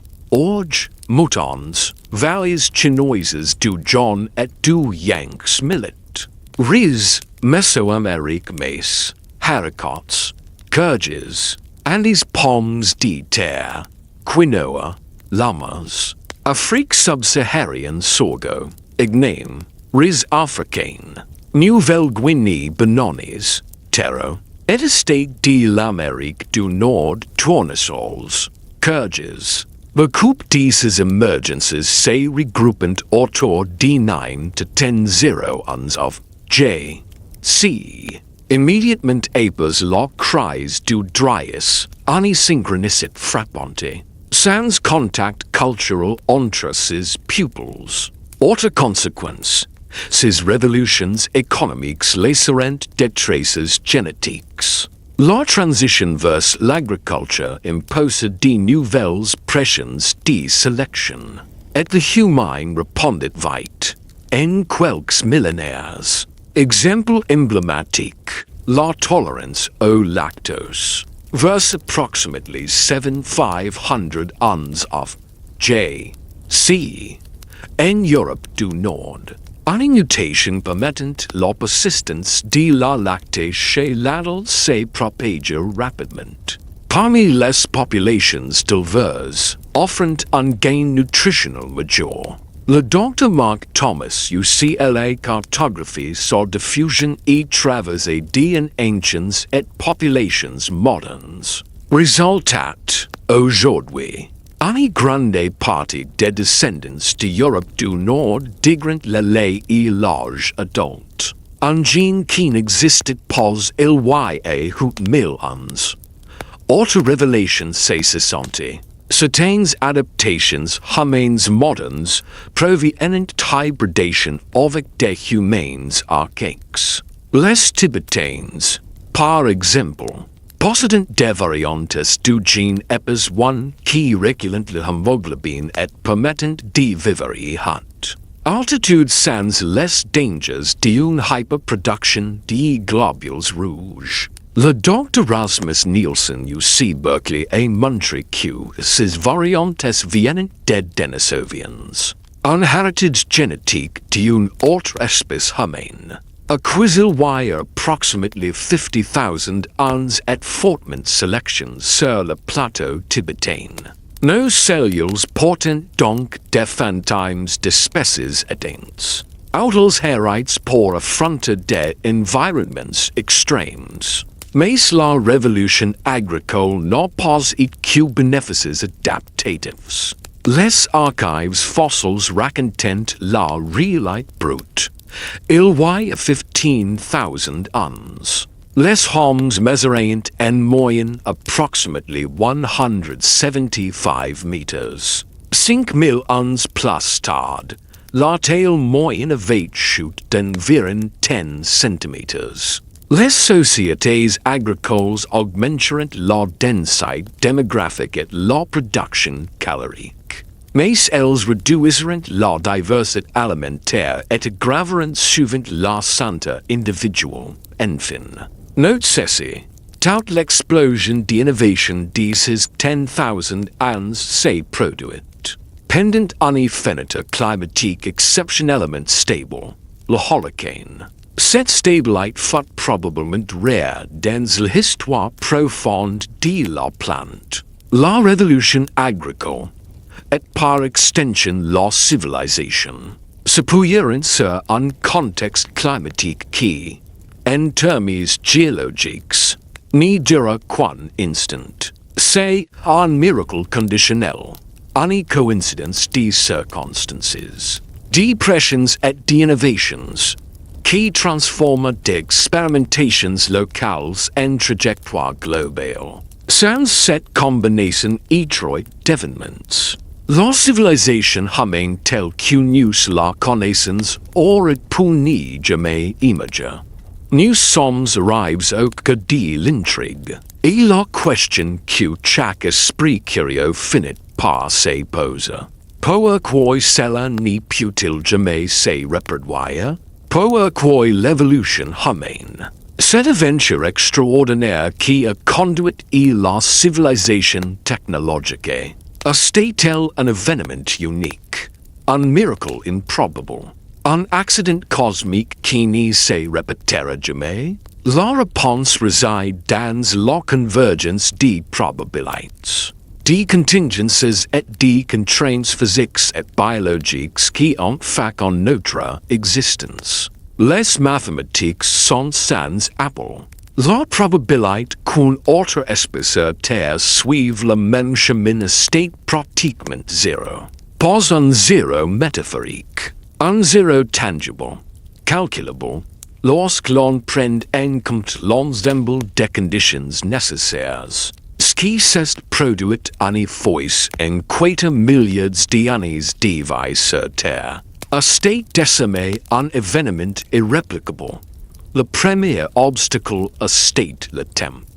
Le temps restant pour que la vie complexe continue d'évoluer sur terre a state fini. Le soleil vieillit inexorablement. Son noyau accumulant d'il helium et librant une énergie croissante. Cette intensification graduelle déclenchera un effet de serre incontrôlable. Les oceans s'évaporeront. Les continents se transformeront en déserts brûlants. Et sous les formes de vie les plus simples, des bactéries extremophiles survivront dans des niches souterraines et volcaniques. Selon les models du Dr. Jack O'Malley James de l'Université de St. Andrews, la Terre dispose de seulement 500 millions et un milliard d'années avant d'atteindre Sol. Et l'échelle de l'évolution stems a state insufficient. Il a fallu plus de 35 milliards d'années pour passer des bactéries aux humains. Les organismes multicellulaires sont apparus. Et pas près de 3 milliards d'années de vie microbienne. Et l'intelligence humaine n'a émergé que dans les derniers millions d'années, un souffle de temps. Un éclair dans l'histoire de la vie. Si l'on efficace aujourd'hui tout vie complexe et que l'on répète de zéro, les chances d'atteindre une nouvelle intelligence humaine avant que la Terre ne devienne inhabitable sont pratiquement nulles, mais le temps n'est qu'une contrainte parmi d'autres. L'oxygénation de l'atmosphère terrestre a state le résultat d'une lente accumulation. Sur des milliards d'années, les cyanobactéries ont produit de l'oxygène pendant que la croûte terrestre l'absorbait dans les minéraux par oxydation. Ce n'est qu'après que les roches crustales ont été saturées que l'oxygène libre pour se stabiliser. Et des concentrations suffisantes pour soutenir des cerveaux gourmands en énergie. Reproduire ces conditions dans un laps de temps réduit à state impossible. C'est la géologie. Et la biologie opérant à une échelle qui dépasse l'imagination humaine. Les grands cerveaux intelligents n'émergent pas par hasard. Ils sont le fruit d'un processus improbable et irréversible, façonné par des milliards d'années de contingences spécifiques. Si l'humanité venait à disparaître demain, la plante sera irréversiblement altérée. Nos villes, nos routes et nos infrastructures deviendront des ruines durables pendant des dizaines de milliards d'années. Les plastiques et autres déchets synthétiques se fragmenteront en microplastiques. Subsistent dans l'environnement pendant des centaines de milliards d'années, voire des millions, jamais entièrement dégradés. Les isotopes radioactifs des tests nucléaires marqueront la plante pour des millions d'années. Toute espèce tentant de réévoluer l'intelligence se heurterait à un monde transformé. Des niveaux de CO élevés, des écosystèmes perturbés, des espèces invasives, des paysages marqués par nos constructions et notre activité industrielle. Les pressions évolutives seront radicalement différentes des Seuls, qui ont permis aux humains d'émerger dans la vallée du rift africain. Le scénario original est disparu.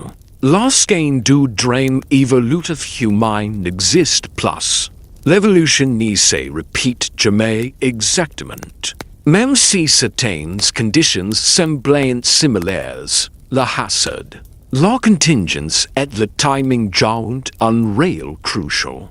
La complexité de la vie et la cascade d'événements improbables rendent la répétition impossible. Les niveaux d'oxygène, la géologie, Le climat et la distribution des ressources sur lesquelles l'évolution humaine account sont uniques. Dans l'histoire de la Terre, pendant la période carbonifère, il y a 350 millions d'années. Des niveaux d'oxygène extrêmement élevés ont permis l'existence d'insectes. Reproduire de telles conditions et en même temps retrouver un chemin vers l'intelligence humaine nécessiterait des centaines de millions d'années.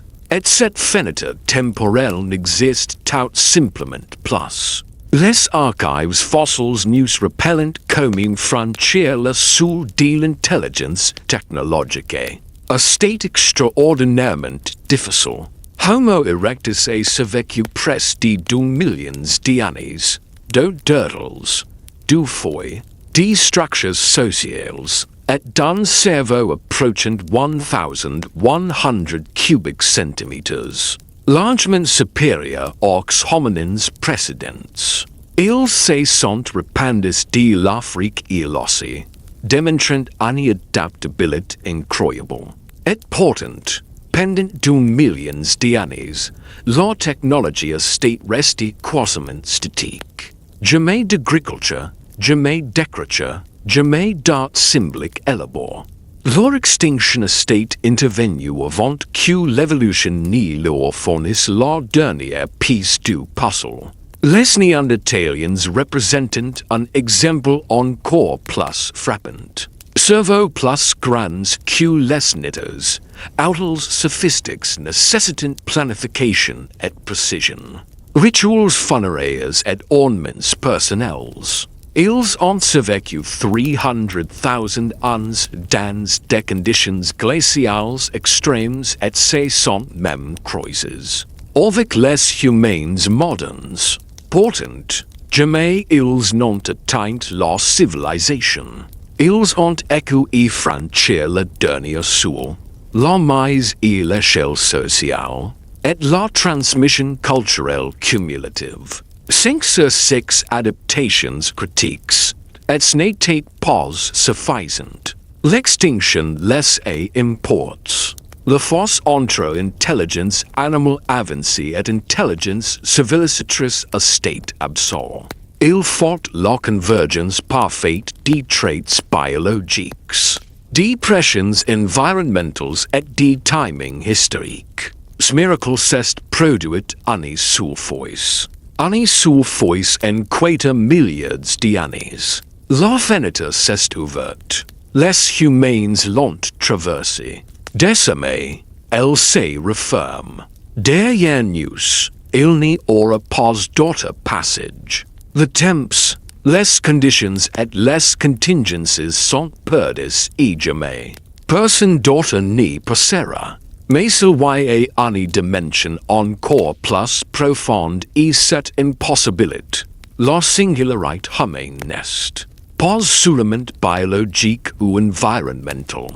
Elle est culturelle. L'accumulation rapide de connaissances. La capacité de transmettre et d'améliorer les innovations. La coordination sociale et grande échelle. Ces facteurs sont locaux invisibles de notre sexe. Aucun autre primate ou mammifère n'a jamais franchi cette barrière. Même si les autres facteurs environnementaux se relignaient miraculeusement. Sans cette capacité de transmission cumulative, la civilisation n'y pourrait pas émerger. La culture humaine est le catalyseur ultime de l'intelligence appliquée. Enfin, notre existence même est un testament de contingencies quasi impossibles.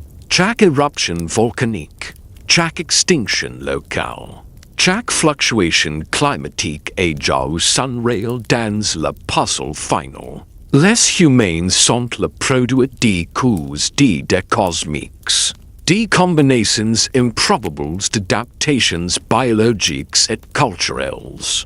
Une convergence unique dans l'histoire de la Terre. Nous sommes un événement qui ne se reproduira jamais.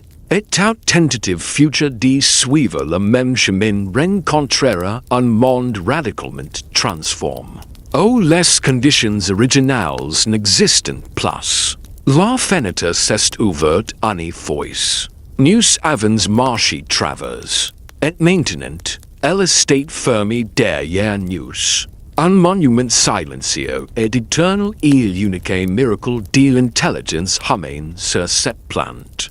Quests que cela signifie d'être impossible, d'exister comme le produit de coïncidences si improbables qu'elles n'auraient jamais de se produire, de porter dans cellules le héritage génétique d'enquêteurs, qui ont survécu contre toutes les probabilités mathématiques, de prendre conscience de soi, ici et maintenant.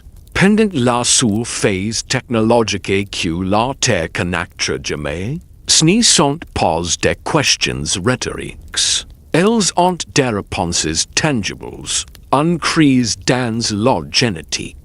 L'anthropologie est dans le simple fait que tu es vivant à cet instant précis, réfléchissant à la fragilité et à la grandeur de ton existence.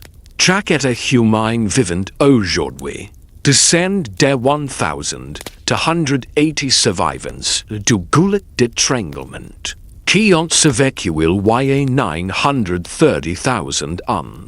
Chaque personne. Les preuves génétiques sont irréfutables, tracées à travers l'ADN mitochondrial.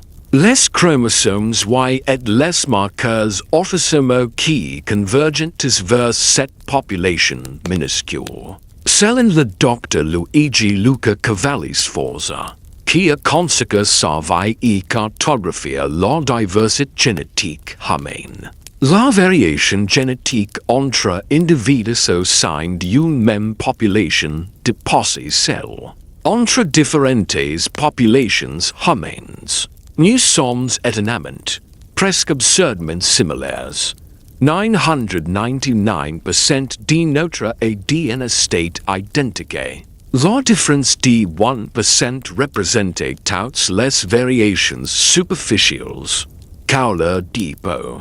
Traits faciaux, texture de cheveux, qui nous semblent distincts. Ces différences ne sont que des adaptations récentes aux environnements locaux. Pinches évolutives superficielles sur un châssis fondamentalement identique. Sous ces variations apparentes, nos cerveaux fonctionnent de la même manière. Nos émotions s'activent à travers les mêmes structures du système limbique. Nos souvenirs se forment via les mêmes mécanismes hippocampiques. Nous portons les mêmes genes du goulet d'étranglement. La mutation Fox te permettant le langage complexe, les adaptations à la chaleur et au Freud. L'enfance prolongée nécessitant une coopération sociale pour l'éducation des enfants. Les conflits culturels, les idéologies, les préjugés, les frontières et les divisions que nous créons ne sont que des couches superficielles, récentes et arbitraires, posées sur une espèce fondamentalement unifiée. Remonté 3400 générations, environ 100,000 ans, et les humains actuels partageant des enquêtes communes selon la modélisation du Dr. Douglas Road. Remonté encore plus loin, et 930,000 ans, et l'arbre généalogique s'est réduit à ses 1000 to 180 survivants. Chaque humain vivant, chaque individu passé et chaque humain futur très soligne vers groupe minuscule. Nous ne sommes pas simplement apparentes. Nous sommes les variations vivantes d'un seul miracle de survie improbable. Des expressions vivantes de résilience et d'adaptabilité à travers des centaines de millénaires d'épreuves environnementales. Les aborigines australiens, Les Europeans des climats glaciers. Les Polynesians traversant des oceans ouverts. Les Amerindians franchissant des ponts terrestres glacés. Toutes ces populations, isolées et uniques, portant toujours les genes des mêmes survivants du goulet d'étranglement. Toutes sont issues du même creuset ancestral. Aucune population n'est supérieure. Aucune n'est fondamentalement différente. Nous sommes une seule famille. Séparés seulement par des milliards de générations et d'adaptations superficielles. Cela a des implications profondes. Les conflits entre nations et groupes sont, au fond, des guerres entre branches de la même famille. La discrimination, les frontières, les lois et les restrictions n'y reflètent pas de véritables différences biologiques, mais des constructions sociales superficielles. Les distinctions que nous percevons comme fondamentales n'y sont que d'illusions historiques. Dans l'échelle de l'évolution, nous sommes un seul type humain, un miracle statistique, un événement qui s'est produit une seule fois dans l'histoire de la Terre, et qui ne se reproduira jamais. Tu existes dans la mince tranche de temps où la conscience intelligente et technologique existe. La Terre est quota milliards et demi d'années. La vie image il y a 35 milliards d'années. Pendant des milliards d'années, il n'y a eu que des organismes inconscients. Puis le goulet d'étranglement s'est produit. Les processus évolutifs ont refait les cerveaux. Homo sapiens a image il y a 200,000 ans. L'agriculture il y a 10,000 ans. L'écriture il y a 5,000 ans. La science moderne il y a 500 ans. Et l'espace il y a seulement 70 ans. Tous les vivants pendant moment cosmique unique dot et dans cet instant. Tout est l'impossible. Chaque pensée que tu as, chaque émerveillement que tu ressens, chaque création que tu entreprends, a state ledger d'une chon ininterrompu de survie. D'adaptations et d'accidents contingents remontant à un petit groupe d'êtres qui ont refusé d'abandonner. Tout est le chapitre vivant de l'histoire improbable de la vie sur Terre. L'expression consciente de quota milliards d'années d'événements contingents. De nouveaux paragraphes s'ajoutent pour intensifier l'effet final. Comprends ceci. Tu n'es pas un simple spectateur dans l'histoire de la vie. Tu es la confluence vivante de toutes les probabilités improbables qui ont abouti à la conscience. Toutes que tu pourquoi. Chaque émotion, chaque raisonnement, chaque étincelle de curiosité. A state l'accomplissement d'événements qui rien, mathématiquement parlant, n'arrête de permettre. Chaque respiration que tu prends a state un miracle. Chaque souvenir en éprouve de l'impossible. Et pourtant, tu es elle, pleinement conscient, capable de contempler l'univers et de comprendre ton improbable existence. Enfin, la seule responsabilité que cette improbabilité confère à state celle de la gratitude et de l'émerveillement. Savoir que tu es vivant dans cette fenêtre unique devrait transformer chaque instant en reconnaissance silencieuse du fait que tu portes en toi les legs de 1280 survivants. La résilience des enquêteurs et l'étude d'une chance cosmique qui ne se reproduira jamais. Tu n'es pas simplement vivant.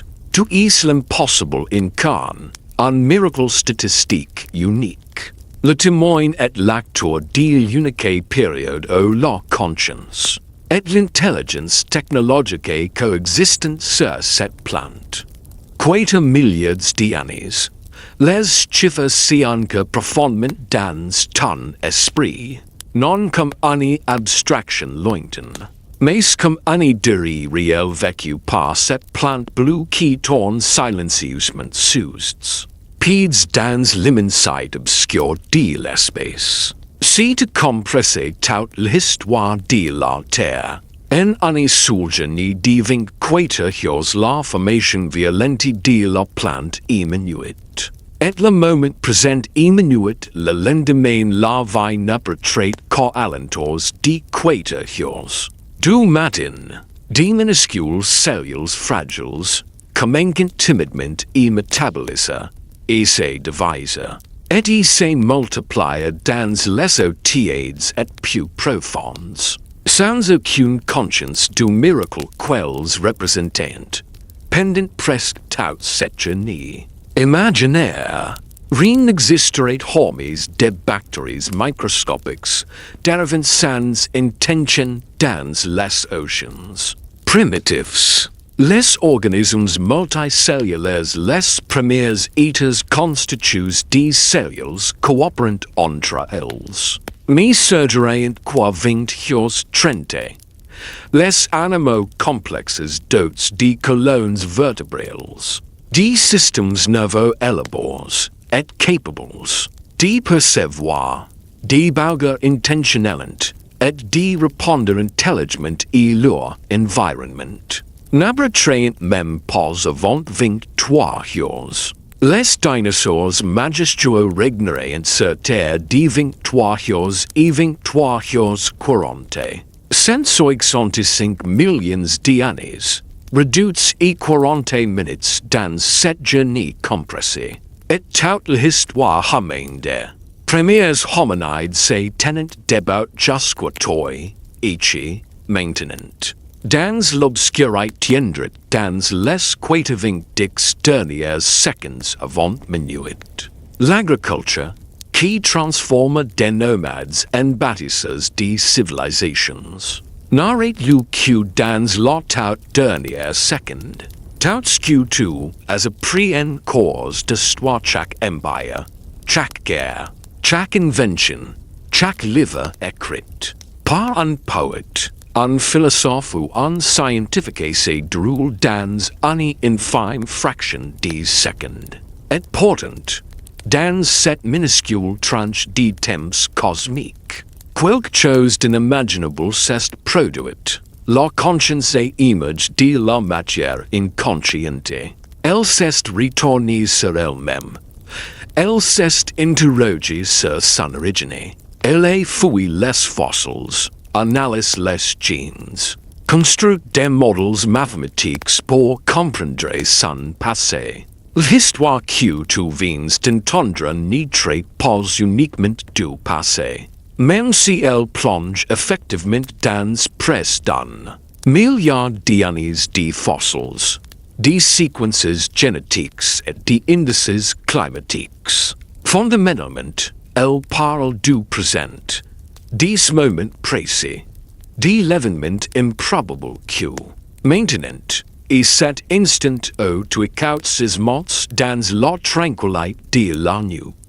Des milliards de neurones s'allument dans ton cerveau en motifs délicats pour produire des pensées qui comprisent des pensées sur les pensées. Tu expérimentes quelque chose qui n'existe probablement nulle part ailleurs dans le système solaire, et peut-être dans des milliards d'années-lumière autour de nous. L'état presque magique d'être conscient que tu es conscient, de réfléchir la nature de tes propres pensées, de te souvenir du passé disparu, d'imaginer des futurs inexistants, et de te demander si ta brève existence est un sens dans un univers si vaste, que même les galaxies remplies de milliards d'étoiles ne sont que des points lumineux dans nos télescopes. Ces facultés extraordinaires l'émerveillement, la curiosité, la réflexion sont l'héritage direct des gènes du goulet d'étranglement. Facons durant cent dix sept mille uns de servi presque impossible. Ils ont et forges. Dans la foi de la quasi-extinction. Test sans relake pendant quata mille generations o la mort était omnipresente. To nos pas choice diater impossible. To nos pas merit la conscience. To is simplement. Par hasard de naissance. L'expression actuelle d'un processus évolutif intime, bien avant que les continents n'ayent de. Noms ou que les oceans n'ayent et sons. Il n'y a pas de conclusion définie et cette histoire, car elle continue en toi, en chaque être humain vivant aujourd'hui, en chaque enfant un acteur qui peut-être fil génétique fragile, mais résilient qui a survécu 930 000 ans d'épreuves qui orientent de la rampa. L'origine humaine remonte dans le temps comme un fil d'or continue que tu peux suivre. Generation apres generation. Jusqu'à des milliers d'enquêteurs qui n'ont vécu que juste assez long temps. Pour transmettre ce précieux patrimoine. Et fil continue aussi vers l'avant. Vers des futurs imprévisibles. Facons par les que des milliards d'êtres conscienceless souls êtres connaissent capables de choisir. En sachant qu'ils choisissent, to is, en cet instant, un God. Temporaire mais significatif dans un réseau immense de conscience planétaire. Où milliards d'esprits humains. Chacun représentant une configuration unique de matière ordinaire ayant produite, miraculeusement, la pensée, l'émotion, et la conscience. Chacun possédant les genes des 1280 survivants du goulet d'étranglement. Chacun capable de langage, de raisonnement abstrait. De se demande pourquoi quelque chose existe au lieu de rien. Chacun state fragile. Éphémère devise humains mesurées en décennies. Elles que les ears géologiques s'étendent sur des millions d'années. Mais justement à cause de cette fragilité, chaque vie state infiniment précieuse. La conscience state rare au-delà de toute mesure. L'univers a mystères milliards ou cents millions d'années. Et crée les conditions permettant à la matière de devenir vivante, puis consciente, puis capable de se contempler. Et te voilà, aimable par ta propre existence improbable, conscient de ta conscience, réfléchissant au miracle qu'est la pensée. Les survivants du goulet d'étranglement n'y survivent pas qu'aux étaient exceptionnels. Ils essayent seulement de survivre, trouver de la nurture, protéger leurs enfants, chercher de l'eau, affronter un monde brutal et hostile. Ils n'auraient jamais imaginé que leurs descendants battraient des pyramides, des cathédrales, des stations spatiales, des accélérateurs de particules, des symphonies, ou des théories de la gravité.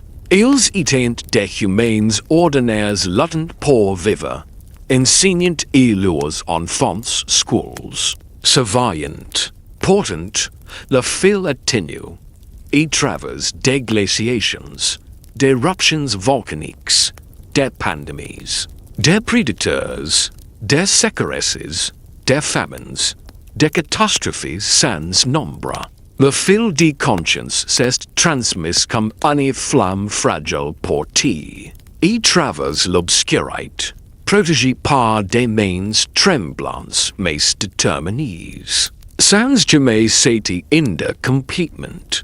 Et aujourd'hui, cette flamme brille en toi, pensées uniques, souvenirs, ton émerveillement. Ce ne sont pas des propriétés ordinaires de la matière, sont des phénomènes rares, infiniment précieux.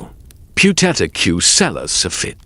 Peut-être la simple prise de conscience de ton improbabilité. De ta connexion aux milliards d'enquêteurs qui ont survécu. De ton appartenance à la seule espèce capable d'interroger son origine. A state en elle-même suffisante. Peut-être que ce fait brute state déjà un miracle. Tu es ici maintenant. Tu es vivant. Tu es conscient. Tu es littéralement l'univers qui reflète lui-même et traverse tu. Et cela, en soi, a state extraordinaire. Pas pour une finalité. Pas pour une mission. Mais simplement parce que cela a state. Les détails suffisent doucement, tandis que la sommeil approche. Les chiffres, les dates, les noms deviennent secondaires face au motif plus profond. La vie persistent contre l'impossible. S'adaptant, avancant, et craignent parfois quelque chose de merveilleusement inattendu. Quelque chose qui regarde les étoiles et demande pourquoi elles brillent. Quelque chose qui crie la beauté, qui recherche la vérité, qui servent en coopérant, en enseignant, en transmettant la connaissance. Le fil d'or continue y traverse. Toi, y traverse chaque être vivant. Reliant le passé profond au présent vibrant et aux futurs inconnus. Une histoire encore en cours, écrite par des êtres capables de créer leur propre histoire, capables de choisir la suite, mais obliges d'accepter le mystère ultime. Pourquoi il y a quelque chose plus-tôt que rien. Pourquoi la conscience émerge. Pourquoi nous cherchons des réponses peut-être introuvables. Ces mystères demeurent. Même après avoir remonté notre ligne et traverse le goulet d'étranglement. Les adaptations. Quata milliards d'années d'évolution. Et dans la comme où les questions se posent et où le sommeil approche. Il n'y reste que la présence pure. L'expérience directe d'être vivant maintenant. Sans inquiétude du passé. Sans angoisse du futur. Juste le présent éternel. Respire lentement. Ta conscience s'applique comme une flamme douce dans une pièce sombre. Tu fais partie de quelque chose d'antique et d'immense. Expression temporaire d'un motif cosmique. Ici, maintenant, vivant, conscient, portant l'héritage de ceux qui ont vécu avant toi. Statistiquement impossible. Mathematiquement improbable. Totalement real. Le sommeil vient naturellement et ceux qui comprennent qu'ils sont déjà une partie intégrale de l'infini. Réalise et tout ce qui précède et tout ce qui suivra. Le fil ancestral t'y s'enchante. Le motif éternel t'y porte. Tu peux t'y reposer entièrement maintenant. Porte par le flux du temps qui t'amène ici. Et t'emportera plus loin. Bref comme une flamme, brillant comme une étoile, présente pour un instant dans l'immense obscurité. Crainte de la lumière, crainte du sens, donnant à l'univers une conscience de lui-même. Et cela se fait amplement. Plus quoi c'est absolument tout. Tu t'y reposes paisiblement maintenant. La conscience s'adoucissant progressivement en rêves. L'histoire continue son déroulement en narration active. Tu es parfaitement en sécurité dans le grand déroulement cosmique. Intimement connect itis ceux qui ont courageusement survécu pour terminer ici. Partie du dernier chapitre de la phase consciente de la Terre. Extraordinaire et ordinaire simultanément. Unique et universal, ici. Maintenant, vivant, conscient, humain, impossible, chez toi. Deurs profondement et paisiblement. Sachant top place dans cette histoire ancienne. Sachant le fil qui te connecte et out. Repose-toi dans les bras du temps lui-même.